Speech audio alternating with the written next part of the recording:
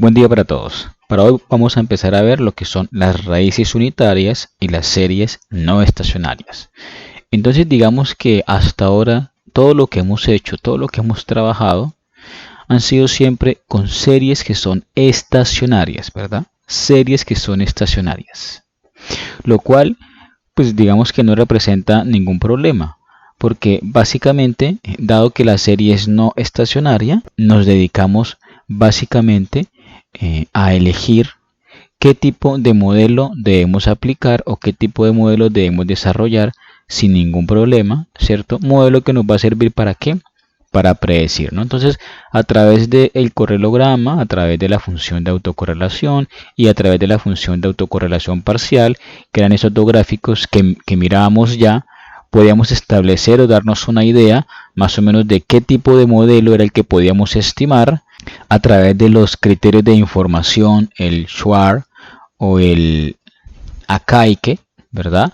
Determinábamos qué tipo era el más adecuado para modelar un proceso autorregresivo, un proceso AR, un proceso de medias móviles, un proceso MA o un proceso ARMA que incorporara los dos procesos. ¿Por qué? Porque partíamos de una serie que simplemente era una serie estacionaria. Ser estacionaria es que no tiene raíz unitaria, ¿no? Y eso lo podíamos testear a través de la prueba de Dickey-Fruer que alcanzamos a ver y a desarrollar como tal. Pero el tema ahora es, ¿qué pasa cuando las series no son estacionarias? Como en este caso que vamos a empezar a ver. ¿O qué pasa cuando las series tienen raíz unitaria, ¿no? Porque el hecho de no ser estacionaria quiere decir que tienen raíz unitaria. El tema es, una serie que tiene raíz unitaria puede ser no estacionaria por distintas razones o por distintos motivos. Y cada una de esas maneras o cada una de esas razones por las cuales la serie no es estacionaria va a tener una distinta solución. ¿A qué me refiero cuando hablo de tener una distinta solución? Es decir, solución es volver la serie estacionaria, ¿de acuerdo? Porque yo no puedo trabajar con series que no sean estacionarias o con series que tengan raíz unitaria. Si yo tengo una serie que tiene raíz unitaria o que es no estacionaria, tengo que buscarle una solución, tengo que transformarla. ¿Para qué? Para volverla estacionaria.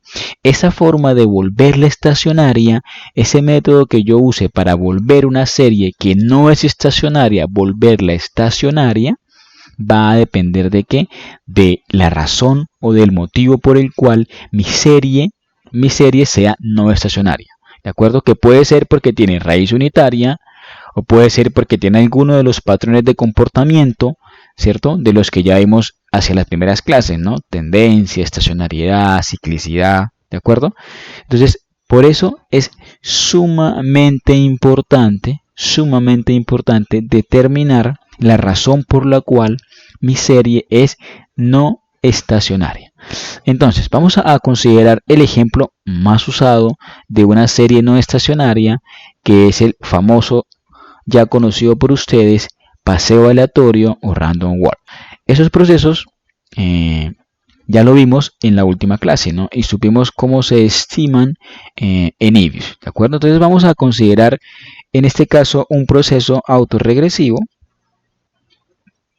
de orden 1. ¿Por qué autorregresivo? Porque está en función de y sub t pasado, ¿no? Del comportamiento pasado de la misma variable y sub t. Fíjense que en este modelo simplemente vamos a considerar que este proceso autorregresivo no tiene constante, ¿de acuerdo? Fíjense que no hay ninguna constante acá, entonces vamos a suponer que no tiene constante. Y como siempre, vamos a suponer que esto se distribuye de manera independiente e idénticamente distribuido con media 0 y varianza constante, ¿no? Y que está para todos los valores que van desde i sub 1, i sub 2, i sub 3 hasta i sub t. ¿Listo? Si reemplazáramos iterativamente hacia atrás, ¿cierto? Vamos a hacerlo acá. El valor de y sub t en este proceso autorregresivo de orden 1 quiere decir que va a depender solamente del rezago de un de y sub t, tendríamos algo como lo siguiente, ¿no? Entonces ya sabemos que el valor de y sub t va a ser igual a y sub t a la menos 1 más e de t. ¿verdad? Que es el error de ese mismo periodo. La pregunta es, ¿qué va a pasar en y sub t a la menos 1? Pues y sub t a la menos 1 va a estar en función de ¿qué? Si y sub t está en función de y sub t a la menos 1, que es un rezago, y sub t a la menos 1 va a estar en función de y sub t, ¿cierto? Más epsilon de t a la menos 1, ¿de acuerdo? La pregunta ahora es, ¿qué es y sub t? Entonces voy a borrar esto, ya lo sabemos, ¿cierto? Que y sub t a la menos 1 está en función de ¿quién?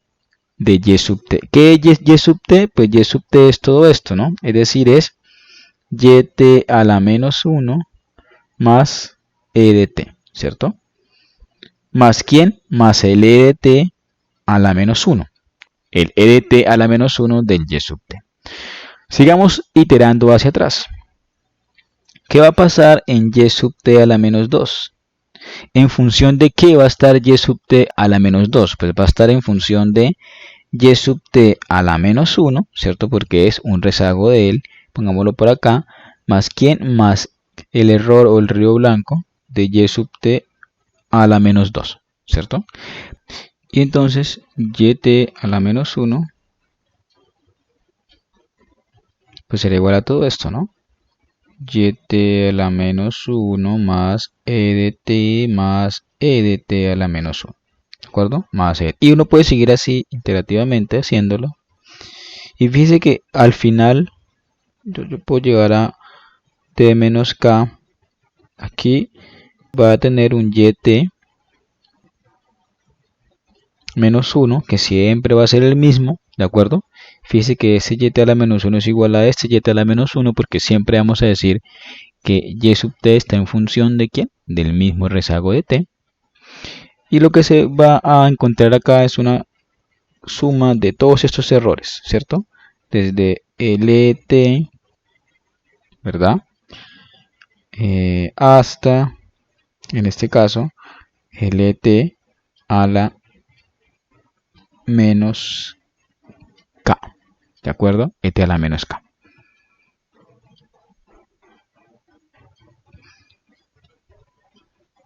Y entonces, eso es esto mismo, ¿no? Eso es esto mismo, ¿de acuerdo? Donde este y sub 0, pues es su yt a la menos 1, ¿verdad? Ese es su yt a la menos 1, que es una constante. Al final, eso me va a quedar en una suma de todos los errores del pasado, ¿no? lt a la menos 1, lt a la menos 2, hasta lt a la menos lo que sea, ¿de acuerdo? Entonces, en este caso, todos tienen la misma ponderación. Y esa es la cuestión, ¿no? Todos los errores del pasado tienen la misma ponderación, valen lo mismo, exactamente lo mismo. Y esa y sub 0, pues es el momento inicial, ¿no? Del cual depende y sub t, que es solamente un rezago de y. Un rezago de y. Esto deberá ser como una suma infinita de errores que se va acumulando. Esto da lugar a un comportamiento de alguna manera que da a pensar pues que no lo podemos estabilizar. Es decir, no podemos saber a dónde va a ir, ¿cierto? Es un proceso que puede ir a cualquier lado. Eso es un proceso, eh, es un paseo aleatorio que puede ir a cualquier lado. Puede aumentar, puede disminuir, ¿de acuerdo? Yo no puedo establecer bien qué va a pasar con él, para dónde va a ir. Y por esa razón es que un paseo aleatorio, para poder sacarle las esperanzas y el valor esperado de y sub t más h, ¿cierto? TH, que sería el pronóstico del futuro, ¿no? Si yo quiero pronosticar en el futuro el valor de y sub t, la verdad es que si mi proceso es un pasado aleatorio o un random walk, yo lo único que voy a tener es y sub t más h va a estar en función de y sub t, que es el mismo presente de yt. Quiere decir que si yo quiero pronosticar el futuro, básicamente, pues el futuro será igual al valor de hoy, ¿no? Y sub t. En ese caso, en la realidad, lo que pasa acá es que pues no tengo información para poder pronosticar. Y no tengo información para poder pronosticar, ¿por qué? Porque este parámetro que va acá, que no lo pusimos, porque en teoría ustedes pueden recordar que un proceso era no estacionario si tenía raíz unitaria, y si tenía raíz unitaria era porque el parámetro phi que acompañaba a y sub t era igual a 1, ¿no?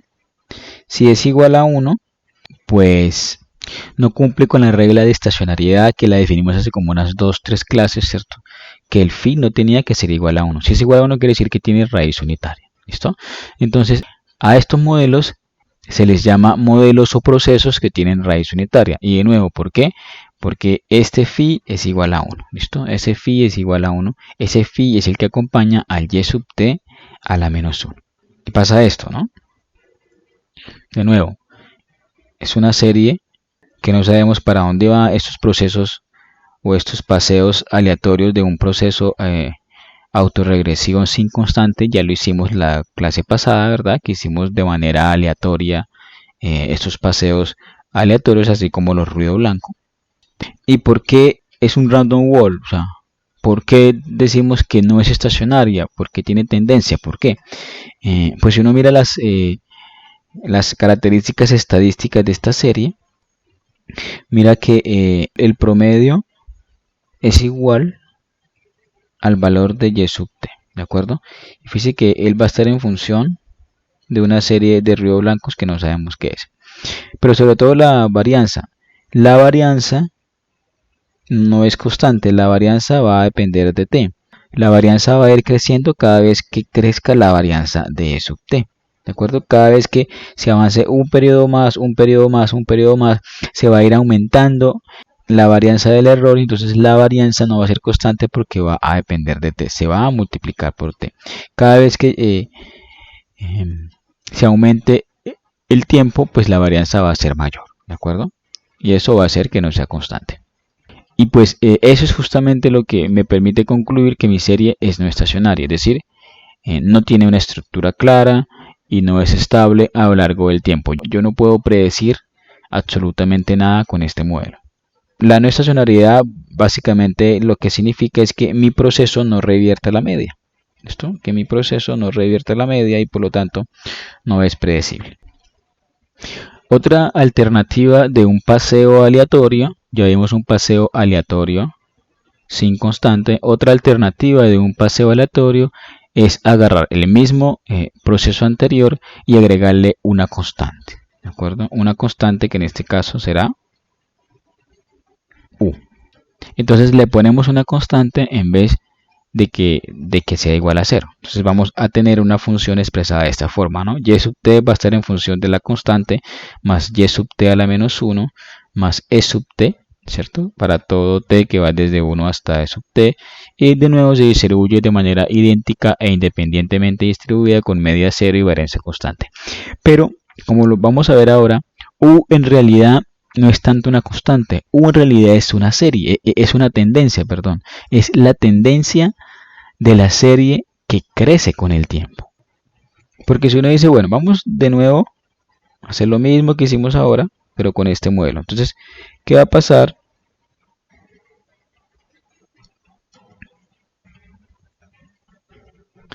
Con y sub t. Pues y sub t va a ser igual a la constante más y sub t a la menos 1 más e de t. La pregunta es, ¿qué va a pasar en y sub t a la menos 1? En y sub t a la menos 1 vamos a tener aquí que va a estar en función de y sub t, pero ojo porque también va a estar la constante, ¿no? La constante más que más y de t, que ahora lo voy a poner, más epsilon de t a la menos 1, ¿cierto? Entonces ese y sub t a que es igual, pues a esto, es igual a u más y sub t a la menos 1 más e de t, ¿cierto? Y de nuevo, ¿qué va a pasar con y sub t a la menos 2? Entonces va a ser igual a u más que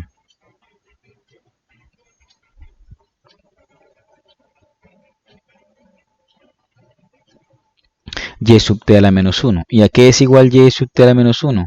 A todo esto, ¿cierto? U más u más y sub t a la menos 1 más e de t más e de t a la menos 1, ¿cierto? Y así podemos hacerlo de manera iterativa, ¿de acuerdo? Al final, ¿qué vamos a tener? Que y sub t a la menos k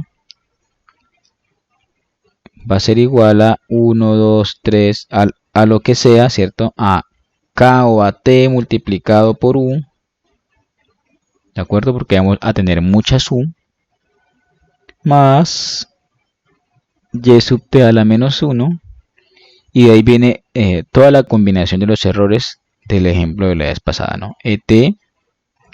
et a la menos 1, aquí nos faltó el et a la menos 2, ¿cierto? Et a la menos 2 y demás, ¿listo? Es toda la combinación de errores y demás. Entonces, va a ser la constante multiplicada por el tiempo, ¿no? ¿T qué es? Pues T va a ser igual a 1 en el momento 1, 2 en el momento 2, 3 en el momento 3, 4 en el momento 4 y así de manera sucesiva, ¿no? Entonces cada vez se va a multiplicar cada uno de estos valores por u, que es la constante. Eso es, u va a ser algo así si es creciente, o va a ser algo así si es decreciente, ¿no? Entonces es como lo expresamos acá. Y sub t va a ser igual a t por u más los errores combinados más la constante. Y de nuevo, si yo voy a determinar cuál es la esperanza de y sub t más h, pues simplemente van a ser procesos que van a ir creciendo en el tiempo a una tasa constante de u. H, ¿por qué? Pues porque h debe coincidir con el periodo que quiero pronosticar. Y esto se va a ir acumulando a través del tiempo junto con todos los errores que ya hablamos, ¿cierto? Todos los errores en el tiempo. Y eventualmente cada vez va a tener más y más varianza, la varianza se va a hacer más grande porque se va a multiplicar por t, y pues básicamente por eso es un proceso no estacionario, ¿de acuerdo? Porque sus características estadísticas medias, medianas, cambian a lo largo de la distribución. Cuando cambia el tiempo, cambian ellas, ¿no? Y ahí deja de ser un proceso estacionario, ¿listo? Debido a lo anterior, bueno, esto es un paseo aleatorio que también ya lo hicimos, ¿cierto? Con tendencia o con U, fíjense que todas siguen como una tendencia, en este caso crecientes, ¿verdad? Que parten desde un punto inicial y es impredecible, o sea, las características en este punto son diferentes a las características de este punto, ¿no? La media de acá es diferente a la media de acá, la varianza de acá es diferente a la varianza de acá, por lo tanto yo no puedo determinar verdaderamente que esas características no cambian con el tiempo, por eso es una serie no estacionaria. Entonces, en vista de esto, pues nace un concepto sumamente importante dentro de las series de tiempo. Entonces, las series débilmente dependientes, o lo que es lo mismo, las series estacionarias, se definen como integradas de orden 0 o I0, es decir, básicamente son estacionarias. Entonces, si una serie es estacionaria, se define como una serie integrada de orden 0 o I0, ¿de acuerdo? Estacionaria, todo lo que ya vimos en las clases anteriores, ¿no? Si una serie es estacionaria, la serie será integrada de orden 0 o será I0. Eso significa que se le puede aplicar una regresión y hacer inferencia con estos resultados. Simplemente yo me dedico a escoger el modelo más adecuado para estimar mi regresión y ya está, porque la serie es estacionaria. ¿Listo? Ahora, un proceso de raíces unitarias son procesos integrados de orden 1 o I1. ¿Qué quiere decir un proceso de raíces unitarias? Una serie que tiene raíz unitaria, ¿no? Que ya es lo que estamos viendo hoy. Entonces, si mi proceso tiene raíz unitaria, se puede decir que son procesos integrados de orden 1 o I1. ¿Qué quiere decir I1? Que la primera diferencia de este proceso es I0. ¿Cómo así? Entonces, ojo, porque ya eso es importante. Ojo, la primera diferencia de este proceso es I0. Fíjese que ya esto nos está dando como una idea de cómo volver una serie que no es estacionaria, volverla estacionaria. ¿Y cómo la volvemos? A través de la diferenciación. Entonces, ¿qué me está diciendo esto? Yo tengo una serie que es un proceso de raíces unitarias y que por ser o por tener raíz unitaria sabemos que la serie es no estacionaria y por eso decimos que es I1. Pero será I1 si que, si al yo tomar esa serie que no es estacionaria, si yo tomo esa serie y le calculo la primera diferencia, ¿listo? Y esa primera diferencia es I0. ¿Qué significa que sea I0? Esa primera diferencia es integrada de orden 0. ¿Qué quiere decir que es integrada de orden 0? Que es débilmente dependiente. ¿Qué quiere decir que sea débilmente dependiente? Que es estacionaria. ¿De acuerdo? Entonces, si tengo una serie que es integrada de orden 1, quiere decir que es una serie que tiene raíz unitaria y por lo tanto no es estacionaria. ¿Listo? Si con la primera diferencia yo la vuelvo estacionaria, yo calculo la primera diferencia y la vuelvo estacionaria, es decir, la vuelvo I0, súper, ¿cierto? Mi serie será integrada de orden 1 en niveles. En primeras diferencias debe ser integrada de orden 0, es decir, la volví estacionaria para poderla trabajar. Una serie temporal Y sub t es ARIMA P1Q.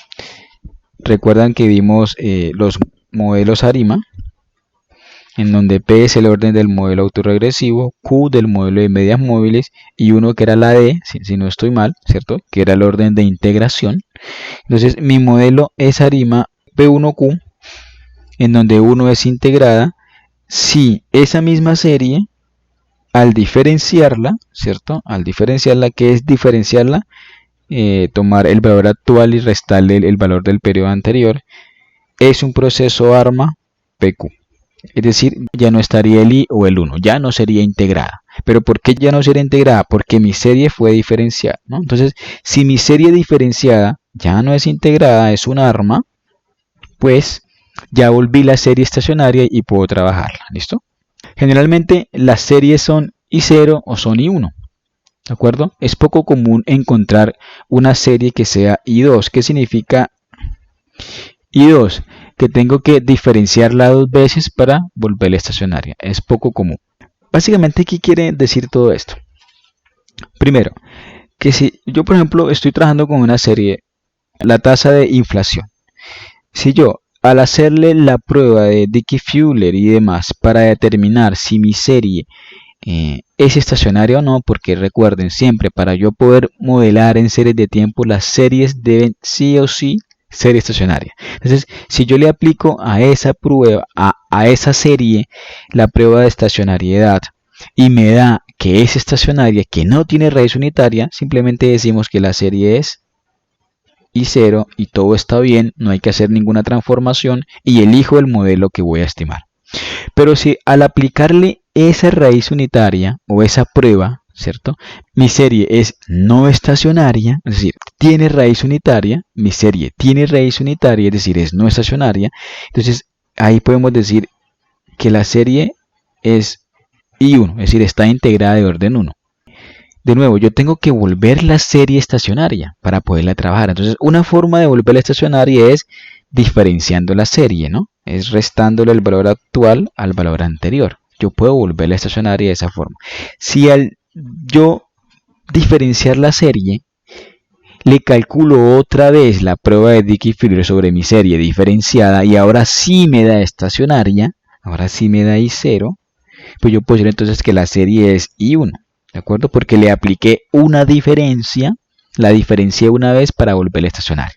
Integrada de orden 0, que no es estacionaria, perdón, que es estacionaria, que no tiene raíz unitaria, e integrada de orden 1, que lo que me indica es que, ok, es estacionaria, pero para volverla estacionaria tuve que diferenciar la serie una vez. Si es I2, quiere decir que para volver la serie estacionaria tuve que diferenciarla dos veces, ¿cierto? Dos veces. Entonces, para determinar si la serie es estacionaria o no, pues conviene hacer unas pruebas para contrastar las hipótesis de raíces unitarias. Ya vimos algo de estas pruebas, ya sabemos cómo se estiman y ya vimos algo de las pruebas de raíces unitarias en IBIUS en las clases pasadas, ¿no? Básicamente, ¿qué es esto? Entonces, básicamente lo que uno puede contrastar las hipótesis de las raíces unitarias a través del contraste llamado el contraste de Dickey-Fuller. ¿Qué es lo que hace Dickey-Fuller? Transforma la serie. Entonces, nosotros tenemos nuestro modelo original, donde decimos y sub t es igual a phi yt a la menos 1 más epsilon de t, y ese es nuestro modelo inicial. Posteriormente, lo que él hace es restar al lado de lado por yt a la menos 1, es decir, por el rezago, como que le saca la diferencia.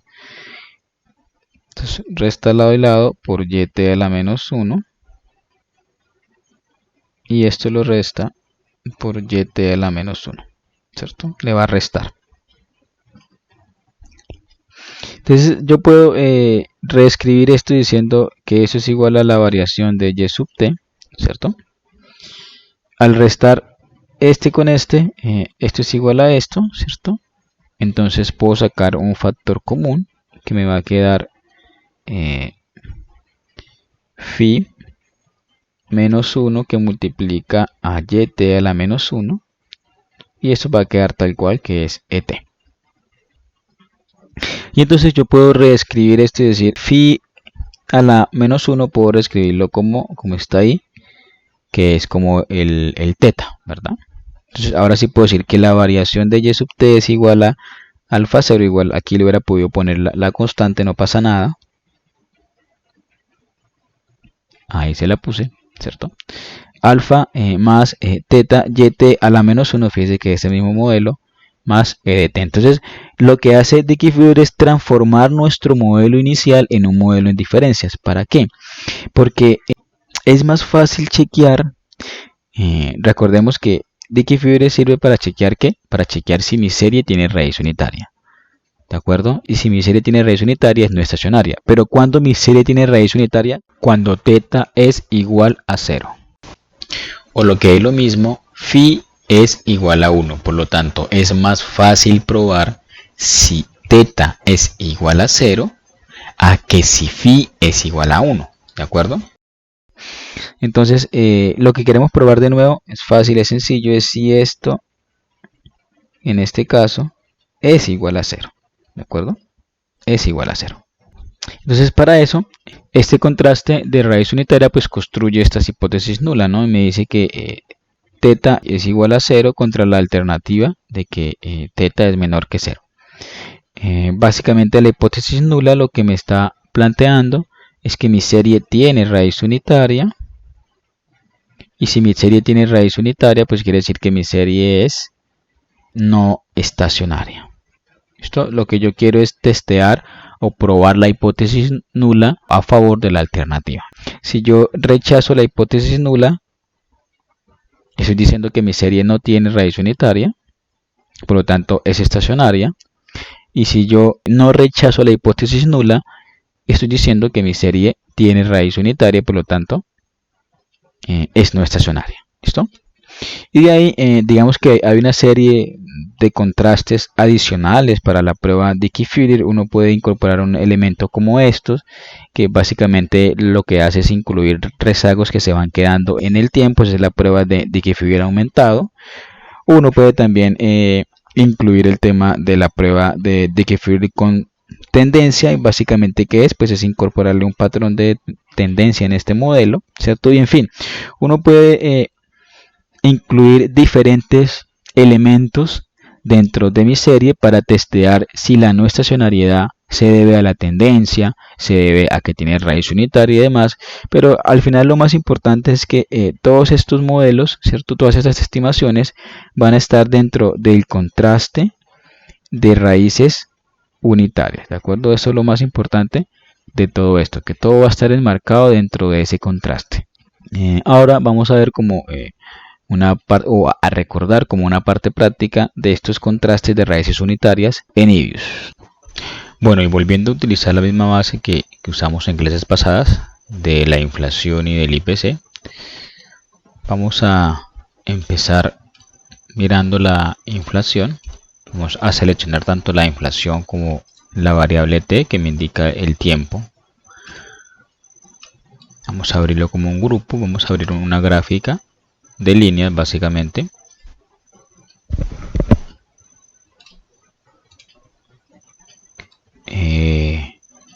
Por un lado está el IPC, por otro lado está el tiempo. Esto básicamente lo que me muestra es que mi variable es un paseo aleatorio. Fíjense que las características estadísticas de un punto como este, por ejemplo, difieren de un punto como este, ¿no? Aquí la media es diferente a la media de acá y la varianza también. Claramente tiene un tema como de tendencia, por lo tanto es una variable que es impredecible. Tiene todos los elementos para que sea una variable que tenga raíz unitaria y por lo tanto sea no estacionaria. Pero igual vamos a testearla.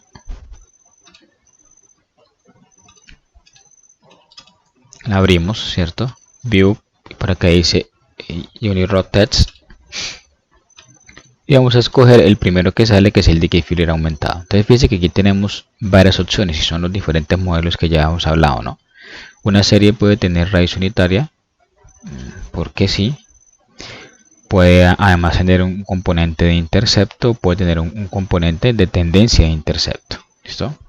Entonces voy a primero calcularla sin ningún elemento. Y lo que me está diciendo acá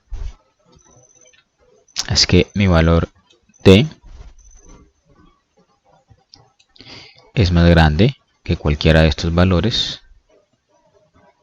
Por lo tanto, la hipótesis nula, que es que el IPC tiene raíz unitaria, yo no la puedo rechazar. No existe suficiente evidencia empírica para rechazar la hipótesis nula. ¿Por qué? Porque la probabilidad es de mayor que 0,05. Entonces podemos concluir que la serie IPC tiene raíz unitaria y por lo tanto es no estacionaria. Yo puedo probar a ver si la serie tiene intercepto. ¿Listo? Que es otro modelo diferente. Fíjense que aquí ya me va a reflejar el intercepto. No obstante, aquí me está diciendo que el intercepto no es estadísticamente significativo. ¿De acuerdo? La serie no tiene intercepto. El IPC. De nuevo, la prueba me dice que la probabilidad es mayor que 0,05, por lo tanto no puedo rechazar la hipótesis nula y concluyo que la serie tiene raíz unitaria, por lo tanto es no estacionaria. Y finalmente puedo estimar también el modelo con tendencia de intercepto. Son tres modelos diferentes, ¿no?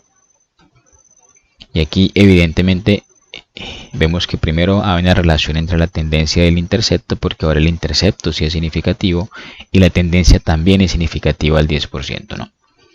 Claramente se ve que la serie tiene tendencia. Entonces cuando yo estimo la prueba de Dickey-Fleer teniendo en cuenta la tendencia del intercepto, vemos de nuevo que la serie es no estacionaria. Entonces son tres modelos diferentes, sin nada con tendencia de intercepto, pero sin importar cuál se use, ¿cierto? Siempre se va a llegar a la misma conclusión, y es que la serie tiene raíz unitaria, por lo tanto la serie es no estacionaria. Aquí tenemos que buscar una solución, tenemos que solucionar el tema, tenemos que transformar la serie. Como ya habíamos comentado antes, la forma de transformar la serie es diferenciándola, ¿cierto? Entonces esta serie por ahora no es I0 porque no es estacionaria, ¿verdad? Con ningún modelo. Vamos a transformarla, ¿listo? Con primeras diferencias y empezamos con ninguno. Cuando seleccionamos las primeras diferencias, vemos que la serie de nuevo no es estacionaria, con primeras diferencias y sin nada, ¿de acuerdo? Porque la probabilidad dio mayor que 0,05. Pero de antemano, de forma gráfica, hemos visto que la serie puede tener tendencia, ¿cierto? La estimamos por ahora con intercepto. El intercepto es significativo, no obstante la serie sigue sin ser estacionaria, ¿de acuerdo? Y cuando incorporamos los dos elementos, tendencia e intercepto, fíjese que la tendencia es significativa, el intercepto también, ahora con mayor nivel de significancia. Vemos evidentemente que la probabilidad me da menor que 0,05, por lo tanto cuando incorporo los elementos de tendencia e intercepto y primeras diferencias, mi serie ahora sí es estacionaria. ¿Ya? Ahora sí puedo rechazar la hipótesis nula en favor de la alternativa. Por lo tanto, concluyo que la serie no tiene raíz unitaria, y si no tiene raíz unitaria, la serie es estacionaria. Esta serie, de acuerdo con el nivel de integración, que sería una serie I1, ¿cierto? ¿Por qué? Porque tuve que transformarla, sacarle la primera diferencia para volverla estacionaria. Esta es una serie I1, ¿de acuerdo? Esas son las diferentes variaciones que tiene el modelo de la inflación. ¿Listo? Del IPC, perdón. Con la inflación pues debería pasar algo parecido, ¿no? Hagamos una gráfica de la inflación.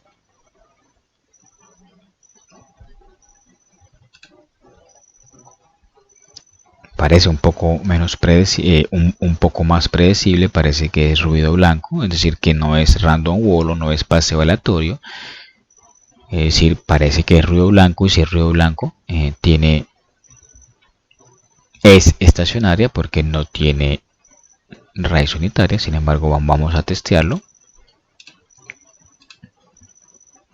De nuevo, ahora la ponemos acá en niveles, ¿no? Empecemos sin nada.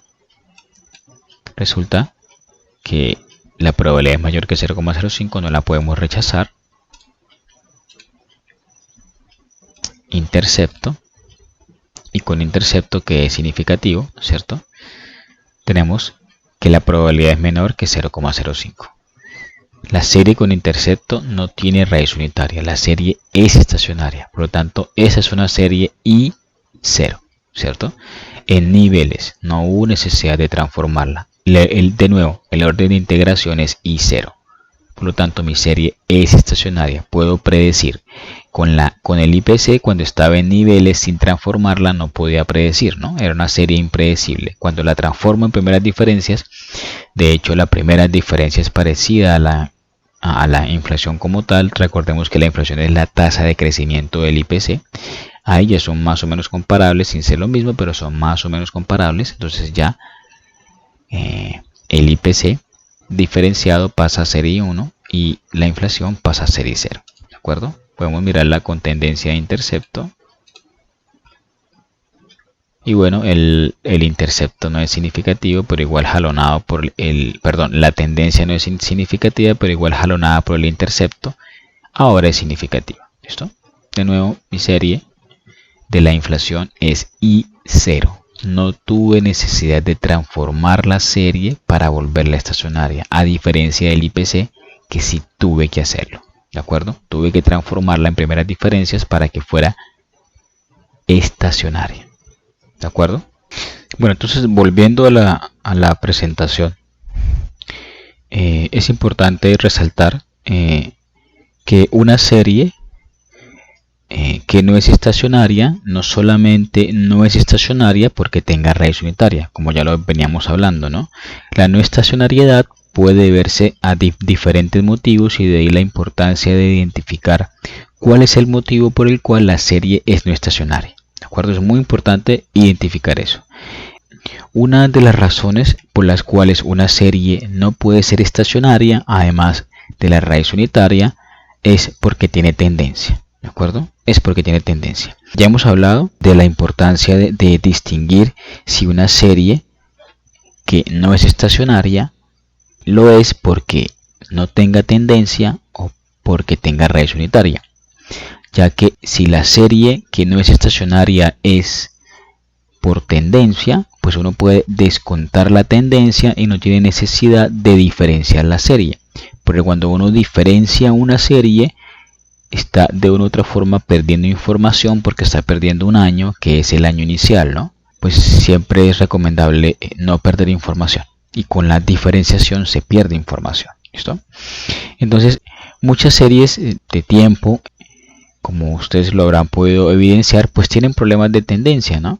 A menudo estas decrecen o aumentan con respecto al tiempo, ¿no? Un ejemplo ellos son los precios, el PBI y demás. Pero lo complicado con la tendencia es que si ignoramos la tendencia en ciertas variables, como ya lo hemos visto antes, ¿cierto? Y yo estimo una regresión entre dos variables, entre X y Y, por ejemplo, ¿sí?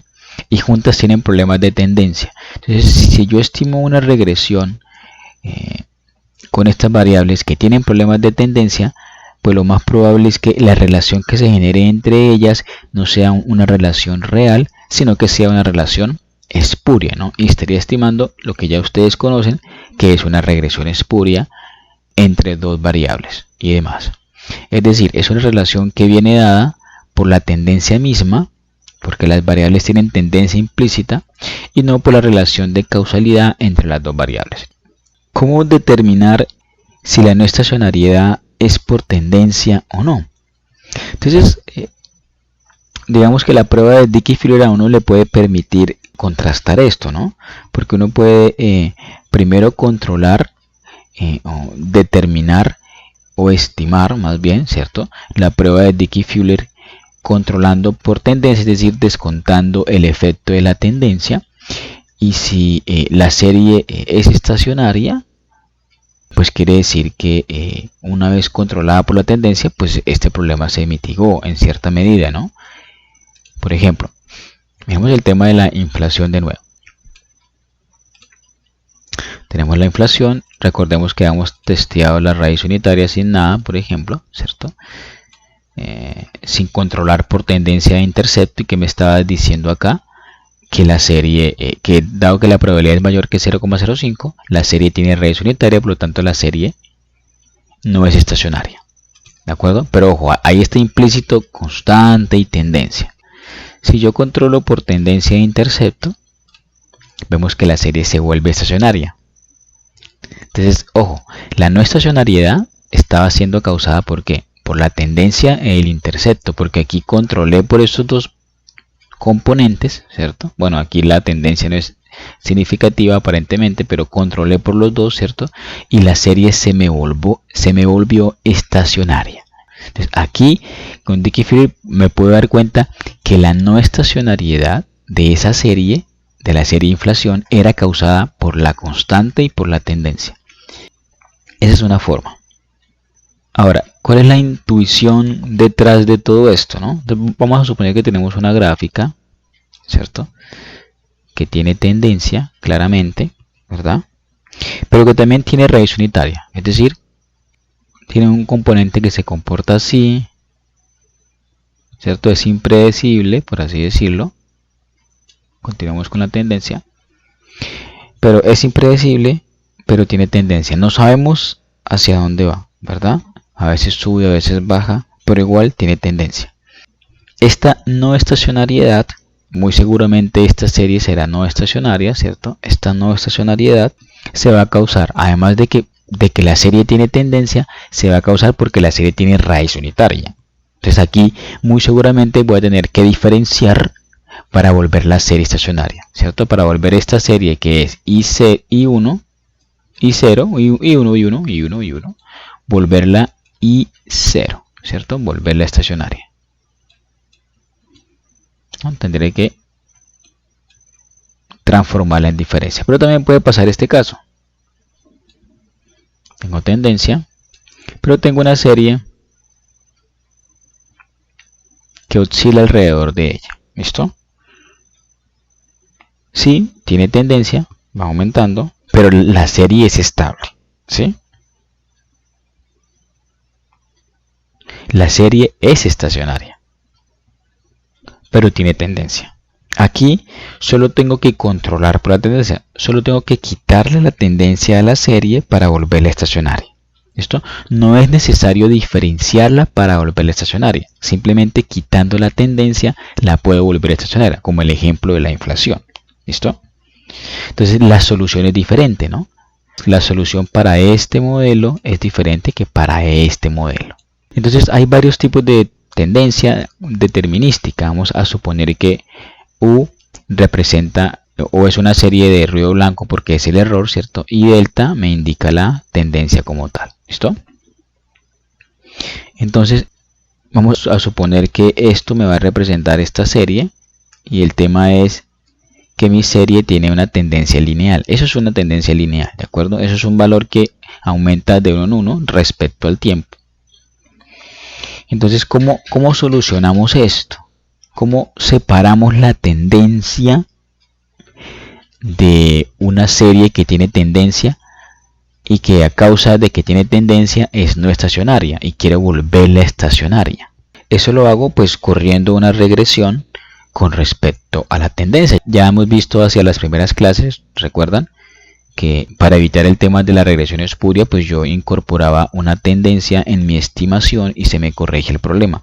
Ahora es lo mismo, entonces yo corro una regresión, ¿cierto? Con esa misma variable en función de la tendencia, en función de t, ¿cierto? A esa estimación saco los residuos aparte y trabajo con los residuos, porque los residuos ya no tienen tendencia. Entonces los residuos van a ser mi nueva serie sin tendencia, que va a ser estacionaria. ¿Listo? Y es con esa con la que voy a trabajar. Esos residuos son los que me van a representar, en este caso, el valor de y, por ejemplo, sin tendencia. ¿Cómo lo hago en Idius? Entonces vamos a generar una ecuación en donde tenemos la inflación, C y T, que es la tendencia, ¿no? T es un valor de nuevo de 1 en 1 que va hasta el último dato, que sería 132. Y lo voy a aceptar. ¿Listo? Esta es mi estimación. Fíjense que la tendencia es positiva y es significativa, ¿no? Lo que me indica evidentemente que parece que la inflación tiene tendencia, ¿no? El intercepto también es significativo. Entonces, aquí ya se me van a estimar los residuos por defecto, ¿verdad? Entonces yo abro esta serie y tengo los residuos estimados por defecto. Estos residuos los voy a copiar. Voy a abrir un nuevo objeto que será una serie, que le voy a poner res, qué sé yo, y le voy a dar OK, ¿cierto? Voy a abrir res, voy a darle editar y voy a pegar esos residuos ahí. Y ahora voy a calcular la prueba de raíz unitaria, porque estos residuos que se dieron de ¿qué? De esta estimación, ¿cierto? Me representan el valor de la inflación sin tendencia, ¿de acuerdo? Sin tendencia. Entonces, ese es con el que tengo que trabajar. Ese es con el que voy a decidir qué modelo usar, ¿de acuerdo? Y ahí puedo aplicarle los criterios de información para saber qué modelo es el más acertado, si un AR y de qué orden, o un MA y de qué orden, ¿de acuerdo? Entonces le aplico raíz unitaria y le aplico sin nada, ¿cierto? Porque ya se supone que le desconté. Y fíjense que ahora sí me da estacionaria. Esta era la de la inflación. Voy a correr la raíz con nada, ¿cierto? De la inflación. Y fíjense cómo cambia, ¿no? Inflación sin controlar por tendencia e intercepto. La serie tiene raíz unitaria, es no estacionaria. Los residuos, que se supone que es la inflación sin tendencia, ya le quité la tendencia, ¿cierto? Me da que no tiene raíz unitaria, por lo tanto es estacionaria. No tuve necesidad de diferenciar la serie para volverla estacionaria, ¿de acuerdo? Y eso es lo más importante.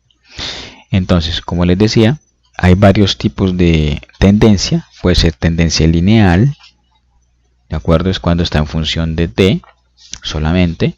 Puede ser tendencia cuadrática, perdón, puede ser tendencia exponencial. Y eso es cuando la variable dependiente está expresada en logaritmo.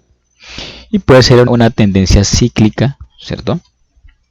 Que ya sabemos que los cíclicos es cuando se incluye estacionalidad y tendencia, ¿no? Que ya vimos también eso en las primeras clases, ¿no? Que era la ciclicidad o el ciclo. Entonces, digamos que la forma de expresarlo matemáticamente es así. Esto es una función coseno. Digamos que los economistas para temas de trigo, pues bueno, no nos rinde mucho, ¿cierto? Pero igual es una función coseno, pero uno puede estimarla simplemente suponiendo que este componente incluye tanto tendencia como ciclicidad, ¿no? O como estacionalidad. Pero digamos que al final lo importante de todo esto es que en general, si se tiene un modelo con tendencia, la recomendación siempre es, antes de diferenciar, por eso identifique por qué es la no estacionariedad, y una vez identifique por qué es la no estacionariedad, si es por tendencia, corríjala, ¿sí? Corríjala para que evite la diferenciación. Bueno, ahora vamos a ver lo que es la estacionalidad. Aunque ustedes recordarán que en las primeras clases ya hemos visto los componentes de las series temporales, ¿no? Pero en todo caso, la estacionalidad puede ser una causa de la no estacionariedad, ¿de acuerdo? Entonces, la no estacionariedad puede depender del tiempo. De ahí que la no estacionalidad también puede estar explicada por la estacionalidad. Recordemos que la estacionalidad es un comportamiento cíclico que ocurre de forma regular de acuerdo al calendario o al año como tal. ¿Listo? La estacionalidad son patrones repetitivos a lo largo del tiempo, que pueden tener periodicidades trimestrales, mensuales, semanales, diarias, ¿de acuerdo? Dependiendo del periodo de datos que yo tenga. Siempre que sean periodos no superiores a un año, ¿no? Porque recordemos que la estacionalidad es un patrón propio de periodos no mayores a un año. Claro que son patrones que se repiten todos los años, pero esos ciclos, esa estacionalidad, esas estaciones se dan siempre dentro de un año, dependiendo de la periodicidad de mis datos, ¿de acuerdo? Entonces, ejemplos tenemos muchos, ¿no? Los precios de las casas son influenciados por el tiempo, ¿de acuerdo? Claro, en época de frío o falta de luz, hay pocas visitas para comprar una casa, ¿no? El precio de los juguetes en diciembre tienden a ser más caro, los pasajes aéreos para cierta época del año, que son las épocas de vacaciones, tienden a ser más altos, ¿no? La tasa de inflación también al final de año tienden a tener comportamientos diferentes, son comportamientos estacionales. Como ya veníamos hablando, esto es un problema propio de las series de tiempo. Es un problema que es sumamente importante y es un problema que debemos corregir. Entonces nosotros debemos tomar una serie que tiene problemas de estacionalidad y limpiar esta serie de tiempo. ¿Qué es limpiar? Es sacarle ese efecto de la estacionalidad, ¿cierto? Sacárselo de ahí para poder trabajar. Debemos descontar esos efectos. En el caso que la serie sea trimestral, una forma es como esta que está acá, ¿cierto? ¿Y qué es lo que estamos haciendo acá? Estamos estimando una regresión con la variable y sub t, que es la variable original, en función de ¿qué? En función de q2t, q3t y q4t, que son tres variables dummy que se supone que esas variables dummy me van a capturar, me van a descontar el efecto estacional. Entonces, Q2, Q3, Q4 son cuatro variables, o tres variables dummy mejor, ¿cierto? Que me van a presentar los trimestres, si mi serie es trimestral, ¿no? Un trimestre tiene un año, perdón, tiene 4 trimestres. Entonces yo incluyo tres variables trimestrales. Esta variable Q1, por ejemplo, será igual a 1 para el segundo trimestre del año y será igual a 0 para el resto de los trimestres. Igual Q3 será igual a 1 para el tercer trimestre del año y 0 para el resto, y Q4 será igual a 1 para el cuarto trimestre y 0 para el resto. ¿Qué pasó con el último trimestre? O más bien, ¿qué pasó con el primer trimestre? ¿Por qué lo excluimos del modelo? ¿Recuerdan por qué? Porque es el modelo contra quien, o más bien, es el periodo contra quien analizamos, ¿no? Entonces yo siempre puedo tener una constante más n a la menos 1, n a la menos 1 categorías, y la categoría que omito es la variable o la categoría contra quien analizo. En este caso voy a analizar el comportamiento de y sub t en el periodo 2 o en el trimestre 2 con respecto al trimestre 1, que es el que omito. El comportamiento de y sub t en el trimestre 3 con respecto al trimestre 1, que es el que omito. Y el comportamiento del trimestre q sub 4 contra el primer trimestre, que es el que omito, ¿no? Esa es una forma de descontar la estacionalidad, ¿de acuerdo? De quitar la estacionalidad. En el caso de que sea una variable mensual, vamos a necesitar 11 dummies, una para cada mes y una constante, ¿no? Dejamos una dummy por fuera, dejamos un mes por fuera, que es contra quien vamos a analizar, ¿de acuerdo? En el caso de que sea diaria, pues vamos a usar los días de la semana, ¿cierto? Y vamos a necesitar 6 dummies y vamos a dejar una por fuera o un día por fuera, que es contra quien vamos a analizar. Una vez que tenemos este modelo como tal, esta y en función de las variables dummy, lo que yo voy a hacer es a sacar aparte a obtener el residuo, igual que como hacíamos con la tendencia. Si recuerdan, sacamos el residuo aparte y en teoría ese residuo es ortogonal por construcción. Es decir, él no está correlacionado con ninguna de mis variables que me indican las dummy, ¿no? La covarianza entre mi residuo y las dummy, Q1, Q2, Q3, Q4, es igual a 0, ¿no? En teoría él no se correlaciona porque es ortogonal por construcción. Por lo tanto, no está correlacionado con ninguna de las variables dummy que me indican la estación, en este caso el trimestre. De esa forma, a esos residuos que yo saco de este modelo, se les llama la serie desestacionalizada.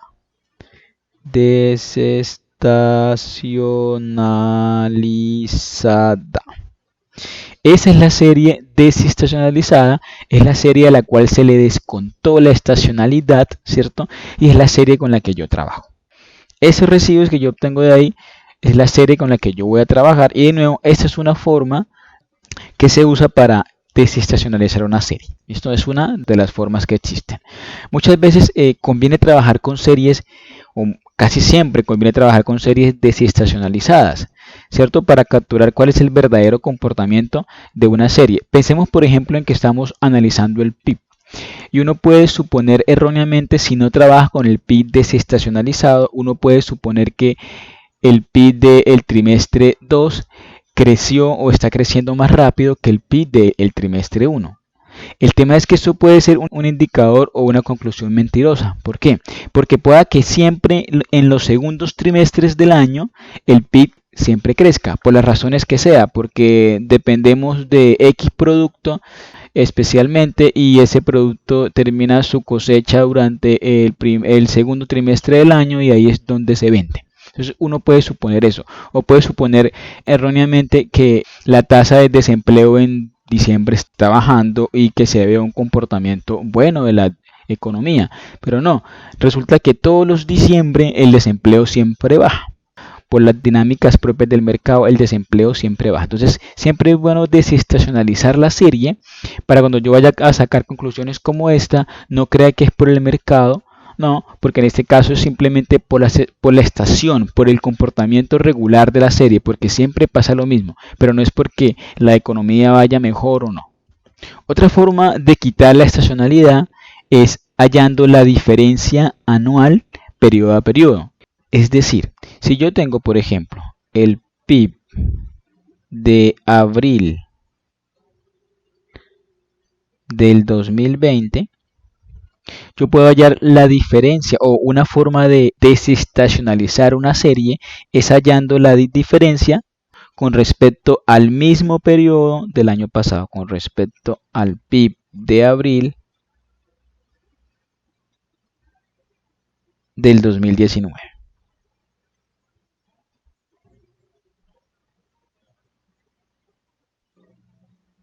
Periodo a periodo yo hallo la diferencia y en este caso la hallo con respecto al periodo anterior. Y así sucesivamente hallo la diferencia periodo a periodo, ¿cierto? Estación a estación, mes a mes, trimestre a trimestre, siempre con respecto al año anterior. Esa es una forma adecuada de desestacionalizar una serie porque me permite evaluar qué está pasando con el comportamiento de esa variable en el mismo periodo, en la misma estación, ¿cierto? Como ya lo dijimos, en el mismo mes, en el mismo año. Entonces yo puedo ver si verdaderamente el PIB de abril de este año con respecto al PIB de abril del año pasado o con respecto al primer trimestre, ¿cierto? ¿Qué tanto bajó? O qué tanto aumentó, porque le estoy descontando el efecto que por inercia él siempre tiende a aumentar. ¿Listo? Hasta ahora podemos decir que estos son los tres primeros o los tres grandes candidatos para que mi serie sea no estacionaria. ¿Cuáles? Hemos hablado de raíz unitaria, hemos hablado de tendencia y hemos hablado de estacionalidad. Entonces tenemos tres causas distintas para un mismo problema, ¿no? Es decir, la no estacionariedad se puede causar por cualquiera de estos tres problemas, ¿no? Si quieren los escribimos por acá para recordarlos, ¿cierto? Tendencia,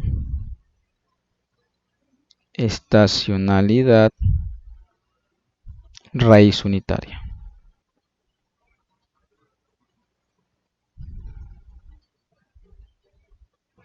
Y raíz unitaria.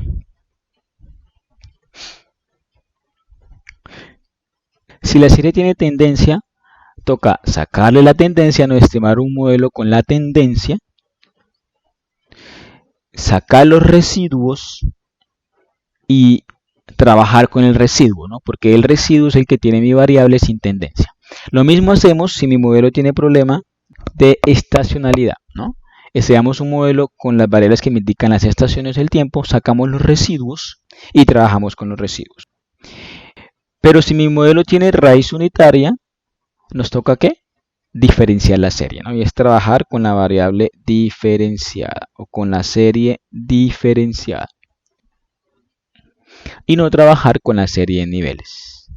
Pregunta: si una serie tiene problemas de estacionalidad y problemas de tendencia, ¿cómo lo solucionamos? ¿Cómo creen?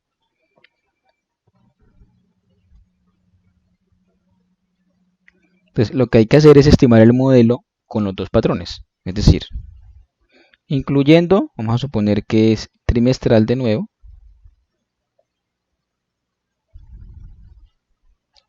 las variables que me controlan la estacionalidad, en este caso las variables de las DAMI para cada uno de los trimestres, más otra variable que me va a controlar la tendencia, si es lineal, ¿no? Tendencia con T, ¿no? Si es cuadrática, pues le meto una cuadrática y demás. Y lo que yo hago es predecir los residuos y trabajo con los residuos, ¿no? Porque los residuos es mi serie que se supone que en teoría no tiene ni tendencia ni estacionalidad. Vamos a suponer ahora que tenemos el siguiente modelo, ¿listo? Y sub t, que es nuestra variable original, nuestra variable real, está en función o tiene inmerso tres componentes: la tendencia, la estacionalidad y el componente irregular. ¿Listo? La serie tiene los tres componentes incluidos. ¿La idea cuál es? La idea es limpiar la serie de estos dos componentes, ¿no? De la tendencia y de la estacionalidad. La idea es quitarle, extraerle esos dos componentes y quedarnos solamente con la irregularidad. ¿Por qué? Pues porque ya sabemos que esos dos componentes me generan que ¿qué? Que la serie sea no estacionaria, ¿no? Y si mi serie es no estacionaria, pues yo no puedo trabajar con ella, ¿no? Yo no puedo determinar qué tipo de modelo es y demás, ¿no? Hay unos modelos específicos para controlar este tipo de series, para no tener que hacer todo ese procedimiento de meta variables dummy, meta el tiempo, saque los errores aparte y trabaje con los errores, ¿cierto? Para evitar todo eso, hay unos modelos específicos de series de tiempo, pues que le permiten a uno hacer todas estas cosas, ¿no? Esos modelos se llaman modelos de filtros, que permiten, como ya lo dije, agarrar la serie y limpiarle los patrones de tendencia, de estacionalidad y de ciclo, ¿no? Que son los tres principales patrones de comportamiento que me pueden generar problemas en una serie. En este caso, de nuevo, me generan que la serie sea no estacionaria. Pero hay un filtro muy famoso, muy reconocido, muy aplicado en las series de tiempo, especialmente en la macroeconomía, que es el filtro de Hodry y Prescott, ¿de acuerdo? HP Filter. Lo que hace este filtro, de una forma muy sencilla, es agarrar la serie, que en este caso X es la serie original, y la descompone en dos partes, ¿sí? La descompone en dos partes. Primero, en tendencia. Esta tendencia puede ser de cualquier manera, o puede ser de cualquier tipo. Puede ser lineal, puede ser cuadrática, puede ser exponencial. No hay necesidad de uno tener que incluirle la t lineal o la t al cuadrado o la t al cubo, sino que el propio filtro a través de los datos le va a identificar qué tipo de tendencia es la que tiene y él la va a ir corrigiendo. ¿Listo? No hay necesidad de agregarle como tal variables que representen la tendencia. Entonces él le va a generar una tendencia para cada momento. Y eso es lo que hace en esta primera parte. En este primer paso o en esta primera parte lo que hace es minimizar los errores al cuadrado, ¿de acuerdo? Porque de nuevo esta es la variable original y esta es la variable tendencia, ¿no? Esa letra tau me indica la tendencia, que es una tendencia para cada momento. Puede haber una serie que presente un comportamiento de esta forma. Primero aumenta y luego se estabiliza. El tema es qué tipo de tendencia puede tener esta serie, ¿sí?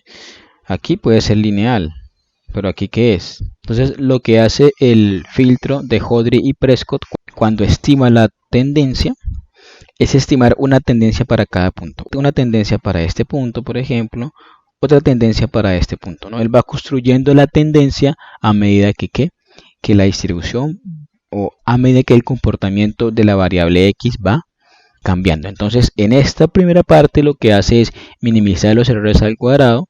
Y en esta segunda parte lo que hace es te dice, bueno, yo minimizo, yo encuentro el error más pequeño del cuadrado, pero yo penalizo cuando hayan varianzas grandes. Con este lambda va a penalizar, ¿listo? Eso quiere decir que va a suavizar la serie. Si es una serie así, cuando hay variaciones grandes, él va a penalizarla, va a disminuir el valor y va a suavizar esta serie, va a suavizarla, ¿de acuerdo? Ahora vamos a mirar cómo se hace en Ibius. Bueno, y para la parte práctica vamos a usar una base de datos de el número de contagiados por COVID-19. Ese es el link de una página de donde bajé la base de datos. Es una página europea en donde uno puede bajar los datos en Excel. Acá, dándole clic acá.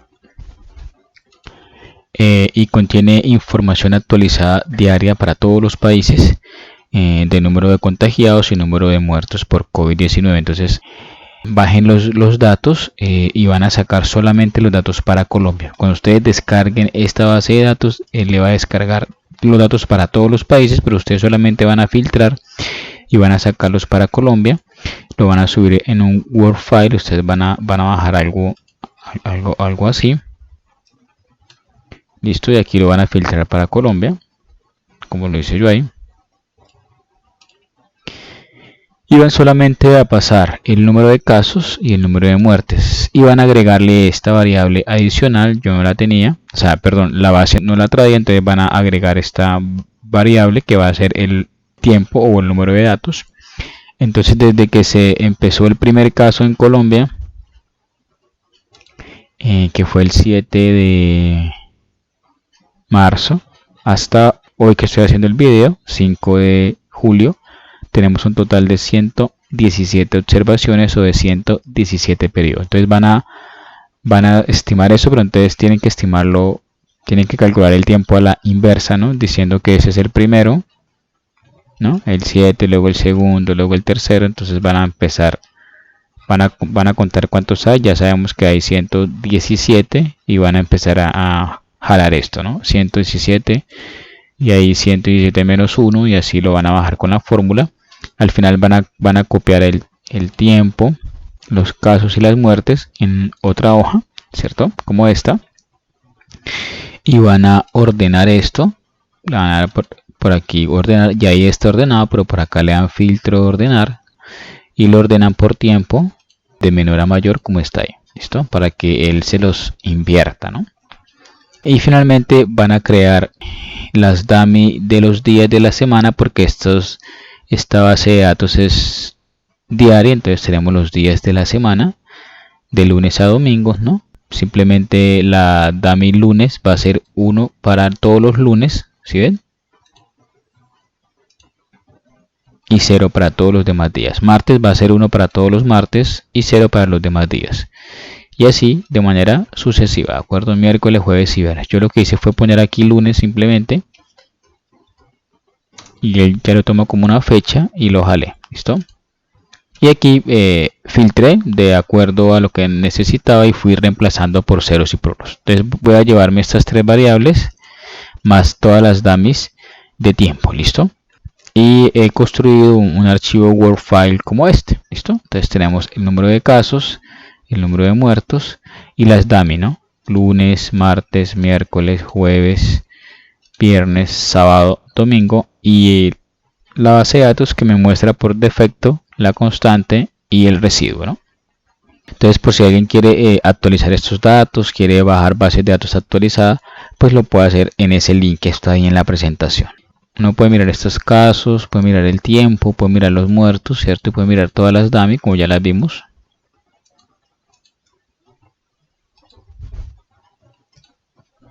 Y esta es la base de datos, ¿no?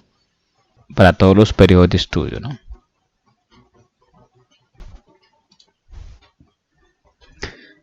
Vamos a hacer un gráfico sencillo entre el número de casos. Vamos a trabajar con la variable número de casos. Entre t y el número de casos, ¿listo? Lo abro como un grupo. Hago una gráfica de línea. Y le doy OK. ¿Listo?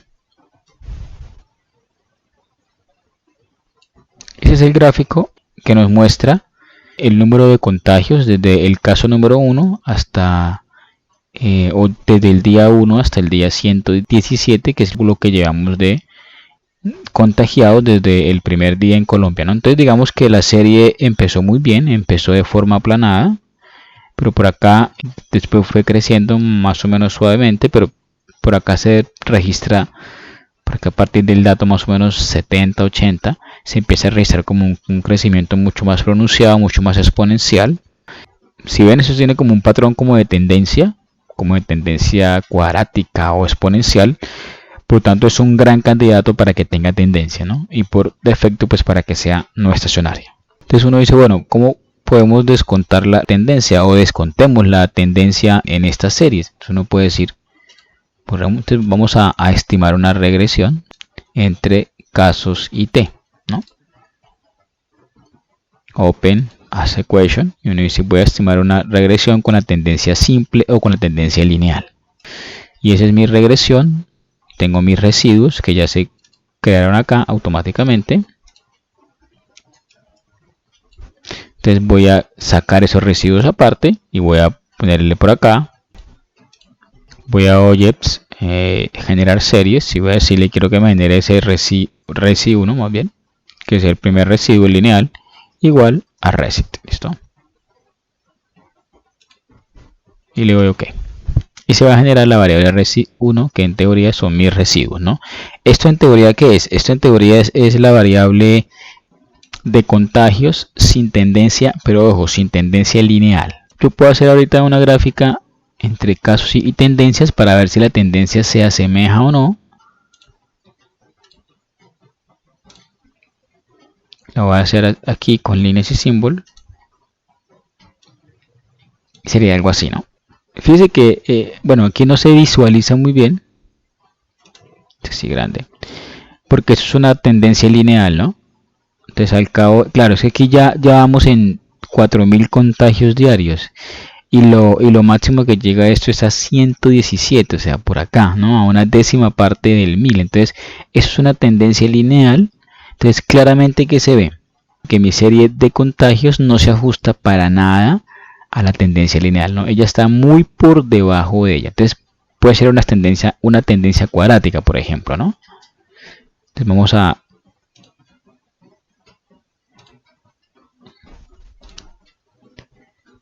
estimar de nuevo. En conclusión, la tendencia no es buena para este caso, ya que está muy por debajo de la secuencia que sigue mi dato real. Podremos generar una tendencia al cuadrado y demás, ¿no? Entonces vamos a generar una variable que se va a llamar t2, que es la tendencia al cuadrado, que va a ser t por t. Y le doy enter, ¿no? Y se generó acá. Ahora sí, vamos a estimar nuestra variable casos con respecto a la tendencia y a la tendencia cuadrática. Y vemos evidentemente que las dos son estadísticamente significativas, ¿no? Tanto la tendencia lineal como la tendencia cuadrática. Es decir, que parece que tiene tendencia cuadrática. De nuevo aquí van a estar generados mis residuos con tendencia cuadrática. Te voy a guardarlos aparte, ¿listo? Cerramos acá. Voy a decirle res2 va a ser igual a resid de nuevo, ¿no? Que son los residuos que me está generando. Y le doy OK. Tenemos mis residuos del modelo cuadrático. Ahora podemos graficar, o vamos a graficar estas dos variables para saber si más o menos tienen una tendencia cuadrática o no.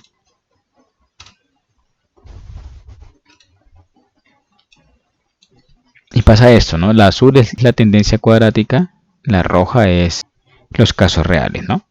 Digamos que se muestra que ahora T al cuadrado está como muy por arriba, ¿no? Pero bueno, por ahí en teoría se puede ajustar mucho más. Habría que descontarle ese efecto, pero en teoría se puede ajustar mucho más al dato real.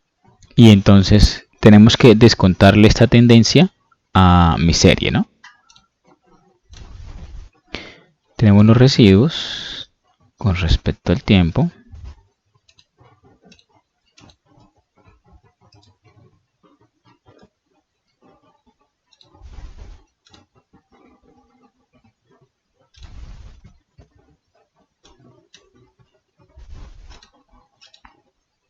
Esas son mis series. Resid 1 es mi modelo sin tendencia lineal, y Resid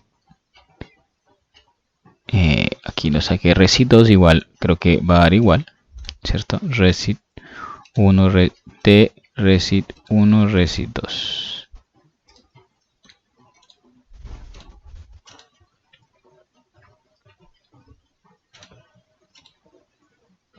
Entonces Resid 1 es mi modelo sin tendencia lineal, Resid 2 es mi modelo sin tendencia cuadrática. Yo lo que quisiera es que estos residuos o estas variables se comportaran como ruido blanco, ¿no? Por aquí hay unos picos que no sé, porque hay como una medio tendencia a la baja. En teoría no se ve bien, ¿no? No pinta bien que estos residuos sean ruido blanco. Parece que hay algo más que una tendencia, ¿listo? O parece que tendencia lineal y cuadrática por ahí no son las que me representan de la mejor manera el comportamiento de la variable casos. Para eso entonces ahora estimo el filtro de Hodry y Prescott, que es el que ya vimos, ¿de acuerdo? Para eso abrimos la variable series. Vamos a proc Hodry y Prescott. Y aquí él me dice que me va a generar una variable que se va a llamar HP, ¿cierto? Hodry y Prescott con tendencia 0,1 para que me descuente la tendencia. Y yo quiero decirle que también, como recordemos que Hodry y Prescott descompone la serie en dos, ¿no? En tendencia y en ciclo o en estacionalidad. Entonces yo puedo decirle que me genere también la Hodry y Prescott para el ciclo. Esto, pongámosle también 0,1 para que salga por defecto. Y de resto dejamos lo que está ahí por defecto y le damos OK. Fíjense que lo que hizo fue crearme las dos variables, ¿no? HP ciclo 0,1 y HP tendencia 0,1. La línea azul es el dato real. La línea roja es la tendencia calculada por Hodry y Prescott. Recordemos que ellos calculan la tendencia no de forma lineal, ni de forma exponencial, ni de forma cuadrática, sino dependiendo de los datos. Entonces miran las distribuciones y se ajustan cada cuantos periodos y hacen su pronóstico con base en la tendencia. Sin duda, Hodry y Prescott, o la tendencia de Hodry y Prescott, ajusta muchísimo mejor de lo que ajustan las otras dos, ¿no? Por lo menos sigue la secuencia y sigue como un punto como de inflexión y demás. Este es el ciclo, ¿no? Estas mismas series me las sacó acá aparte, ¿de acuerdo? Vamos a cerrar esto acá y vamos a abrir de nuevo el dato real, la tendencia, el residuo 1, el residuo 2, y vamos a graficar esto.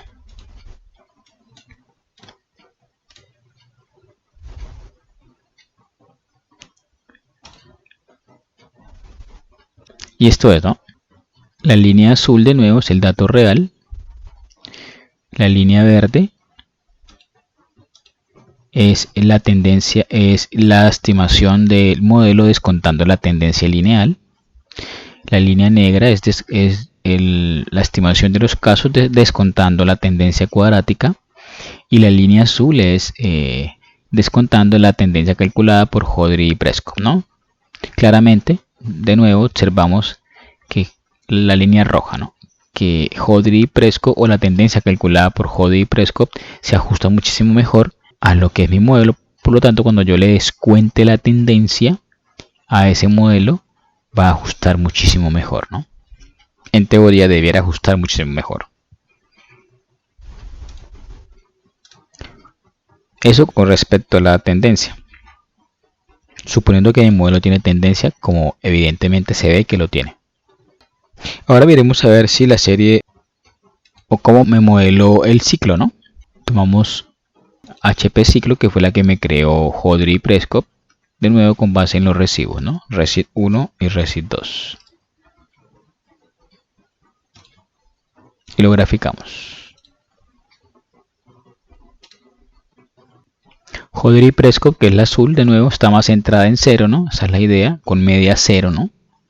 Sin embargo, estas fluctuaciones en la parte final del periodo, ¿cierto?, hacia los últimos días, permite que sea un poco difícil capturar el efecto de esta variable o pronosticar esta variable, pues con ese tipo de modelos, ¿no? Aunque su comportamiento difiere mucho en comparación con los otros dos, ¿no? En conclusión, es difícil capturar todo el efecto de la tendencia de la estacionalidad con estas variables o con estos modelos. En cualquier caso, pues la serie tiene tendencia, ¿no? Es claro que la serie tiene tendencia. Y yo debo usar uno de los tres modelos, ¿no? Ya sea tendencia lineal, tendencia cuadrática o Hodry y Prescott, para sacar la tendencia, para excluirle la tendencia. Generalmente, como lo vimos, el filtro de Hodry y Prescott es el que mejor se ajusta, ¿cierto? Parece ser la mejor opción o la opción más aceptada para poder trabajar. Digamos que funciona bien. Entonces, en teoría, uno debiera trabajar con esa variable, ¿no? Con esta, que sería la del ciclo, que es la que extrae finalmente, ¿cierto? Con esta variable uno debería trabajar y demás, ¿no? Definir qué tipo de modelo es y demás, y en teoría sería una serie sin tendencia. Ahora, si yo quiero mirar si la serie tiene estacionalidad, uso las variables que me indican las dummy de los días, ¿no? Como lo hablamos hace un rato. Entonces tengo varias dummy, tengo 7 dummies, una para cada día de la semana. Entonces yo debería estimar un modelo en donde se incluyan 6 dummies y una constante. Entonces estimo el modelo con la variable dependiente, que es casos, con la variable lunes, martes, miércoles, jueves, viernes, sábado, y dejo por fuera domingo, ¿no?, que es contra quién analizo. E incluyo también, si creo que tienen ciclo, incluyo también las tendencias, ¿no?, la lineal y la cuadrática. Y estimo el modelo.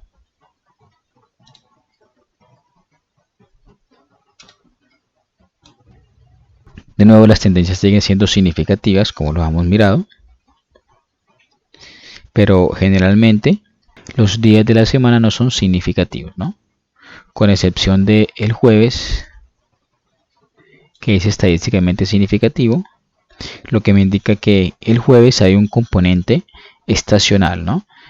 Los jueves, por alguna razón, habría que consultar por qué, se presentan más casos que cuando, que el domingo, ¿no?, que fue el día que excluimos o tomamos como base. Entonces, igual hay muy pocos meses, 2-3 meses apenas, y es poco tiempo para establecer si verdaderamente hay un patrón estacional o no. Y aquí vemos que evidentemente hay un problema, pero no es tan relevante, no es tan grande, no es tan importante. De cualquier modo, si yo quisiera solucionar ese problema, pues lo que tendría que hacer sería, ya estimé mi modelo, ¿cierto?, sacar estos residuos que están acá y sacarlos aparte, ¿no?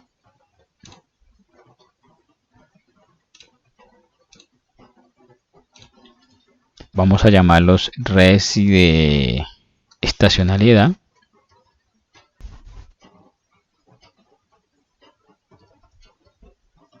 igual a reset. Listo, y trabajaría con estos residuos, ¿no? Trabajaría con esos residuos. Le estoy descontando los dos componentes, ¿no?